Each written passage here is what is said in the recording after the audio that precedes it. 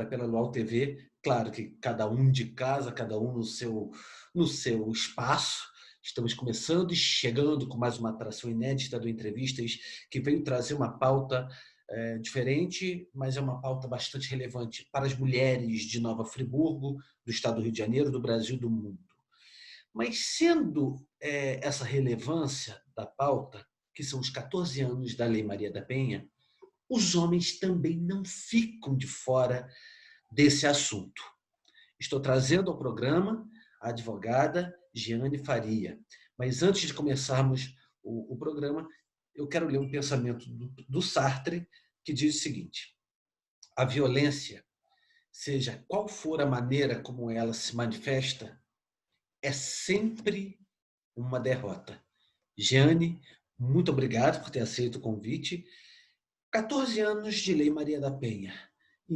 Acabei de ler esse pensamento do Sartre. Se encaixa com todo... Porque a Lei Maria da Penha em si, ela sofreu grandes mutações para o bem da mulher. Olá, Gustavo, tudo bem?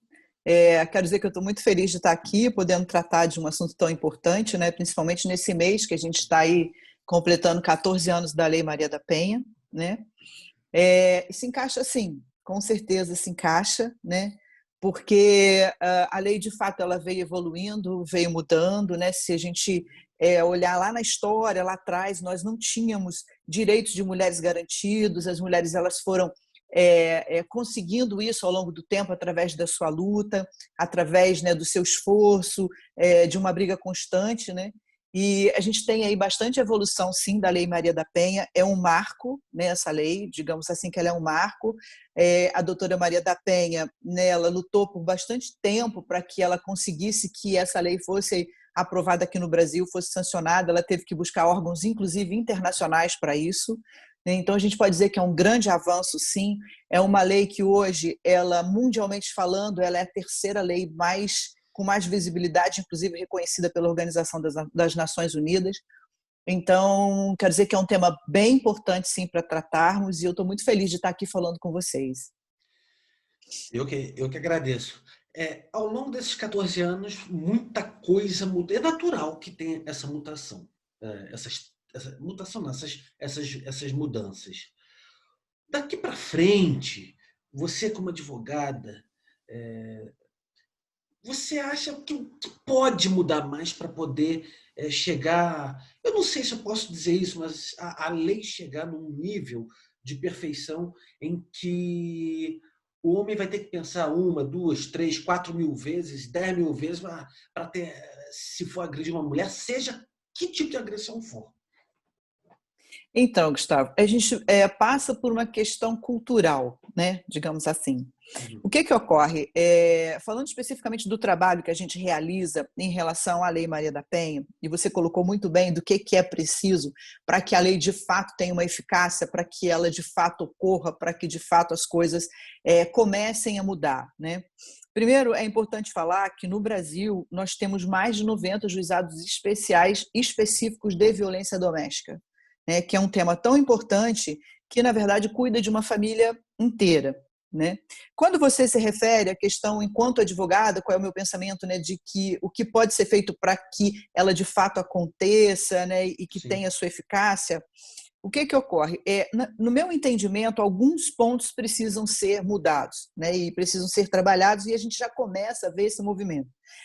No início, falava-se muito em divulgar a Lei Maria da Penha, né, em dizer o que para que ela veio, o que ela está tutelando, quais são os seus direitos, quais são as formas de violência doméstica, como que ela se manifesta. Eu penso que a gente já passou um pouco desse ponto, né? Nós já começamos a desenvolver outros trabalhos já preocupando com a vítima e também com o possível agressor.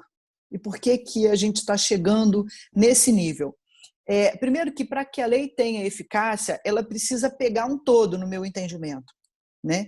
Então, algumas comarcas hoje, elas já suspendem o processo, fazem um tratamento com esse possível agressor também para que ele não venha a cometer novamente, né? Porque estamos falando de uma questão cultural, a gente está falando de uma sociedade patriarcal, de uma sociedade machista, e isso veio lá de trás.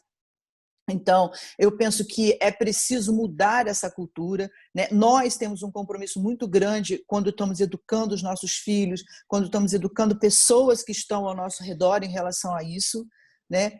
Então, principalmente uma mudança cultural, eu acho que isso precisa acontecer, né? E a gente está vendo muita coisa na mídia, né, Quebrar Gustavo? um pouco, desculpe te interromper, mas quebrar um Não, pouco do que é tratado como algo normal, que não é normal.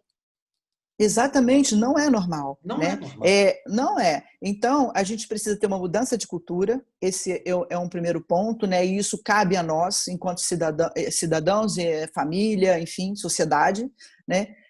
Em relação à lei em si, eu defendo, de fato, o tratamento do agressor e da família toda, né? Eu penso que encarcerar somente, né? Não que a lei não tenha que ter o efeito punitivo, sou favorável ao efeito punitivo da lei, mas penso que essa pessoa precisa ser tratada para que não venha cometer outro delito.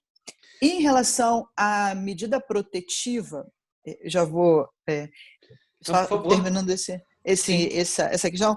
Em relação à medida protetiva, eu penso que ela tem que ser bilateral, tá? Eu penso que a medida ela tem que ter, isso é o meu pensamento enquanto advogada, enquanto militante nessa área, eu penso que se você defere uma medida protetiva para que não se aproxime, para que não tenha contato com a família, para que não tenha contato com aquela pessoa que cometeu a violência, eu penso que ela também não pode ser quebrada pela outra parte que solicitou. E aí a gente começa a organizar um pouco as coisas, né?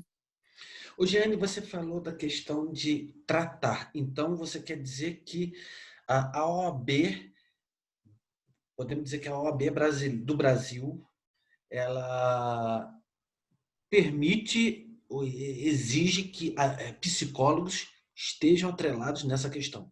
É Não, isso? aí eu não estou falando da OAB. Ah, Não, vamos deixar a ordem. Isso foi uma questão pessoal que eu coloquei, que eu sim. entendo dessa forma, que precisa ser cuidado, né? Inclusive, temos trabalhos aí fantásticos concorrendo a prêmios que chegam até essa ponta, né? Eu disse que algumas comarcas, alguns juizados, estão passando pela suspensão do processo, e aí colocam o agressor ou o possível agressor ou o suposto agressor em tratamento por um período e depois retoma o processo, né? É claro que defere as medidas protetivas, protege a vítima, protege a família, né? E passa por um período de tratamento. Não a ordem em si, não, a fala não foi pela ordem. Tá, eu entendi. Ah, a Lei Maria da Penha também pode abarcar os homens? Pode, analogicamente sim, né? Por É um pouco analogia, estranho, né? mas Não, mas pode. para Nós a gente temos poder entender. casos, inclusive, de deferimento de medidas protetivas para o homem, por analogia à Lei Maria da Penha, tá? Não é que ela vá ser utilizada para o homem, porque ela é Uhum. uma lei de gênero, né? E ela é específica. Mas nós já temos várias decisões de magistrados que optaram por conceder medidas protetivas, não medidas protetivas da lei, os termos das medidas protetivas em proteção ao homem, porque é dever do Estado, né, proteger aquela pessoa. E aí entendeu-se que seriam necessários as cautelares que são utilizadas na medida protetiva, algumas.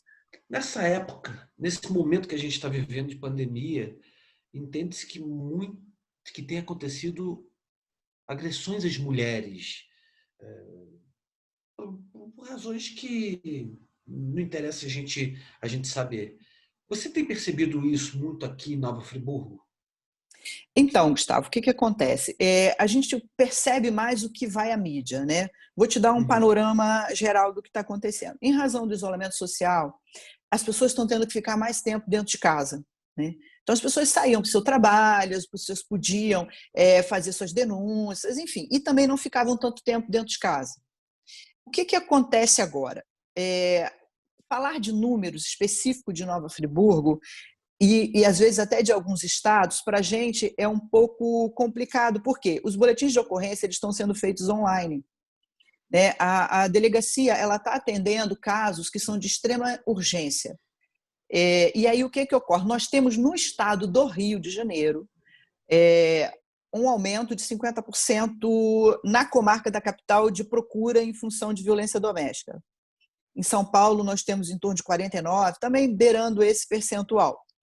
Específico de Friburgo, a gente tem um número menor de demandas na DEAN, se formos comparar com outros períodos.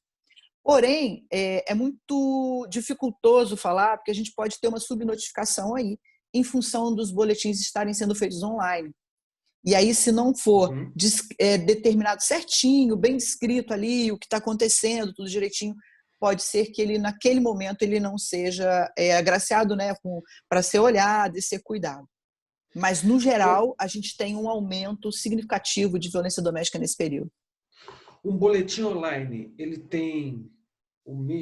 pode ser tão incisivo quanto um boletim presencial numa delegacia? Ou exige, ou a mulher pode ficar assim, meu Deus, eu tô constrangida, eu não vou fazer mais, vou retirar? Porque... Gustavo, é um boletim igual ao outro que você faz na Sim. delegacia, tá? A gente Sim. tem que entender assim, a vida mudou e eu penso que muita coisa ela não retoma ao que ela era antes.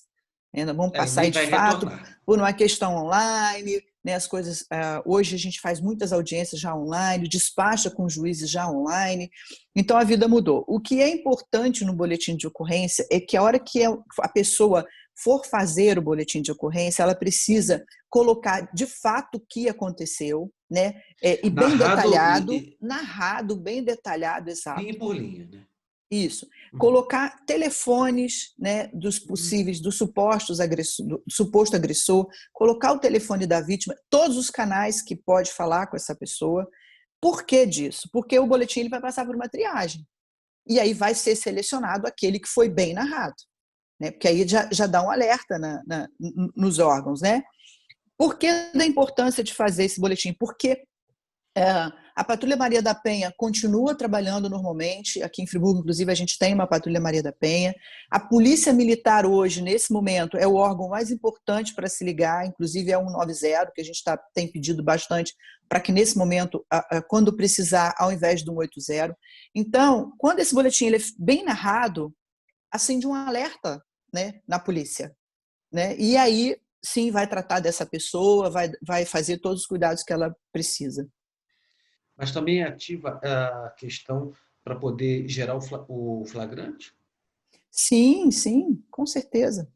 Com certeza. Por quê? Como é que acontece? Se tiver uma patrulha ali por perto naquele momento, ela vai se dirigir ao local.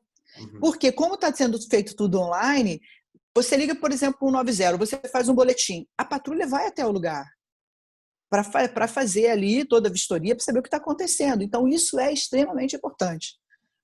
Descrever, narrar, muito bem narrado o que está acontecendo. No caso da Maria da Penha, que a outra é a patrulha específica da Maria da Penha, que a gente chama, ela acompanha mulheres, pessoas que já têm medidas protetivas deferidas. Então, ela continua fazendo esse trabalho, que já vinha fazendo. Né? Então, por isso a importância de narrar e colocar o maior número de informação possível. Muito bem, o entrevista vai para um rápido intervalo comercial e vamos voltar no próximo bloco com mais Jeane Faria para poder falar dos 14 anos da Lei Maria da Penha. Nós voltamos já já. Nos aguardem.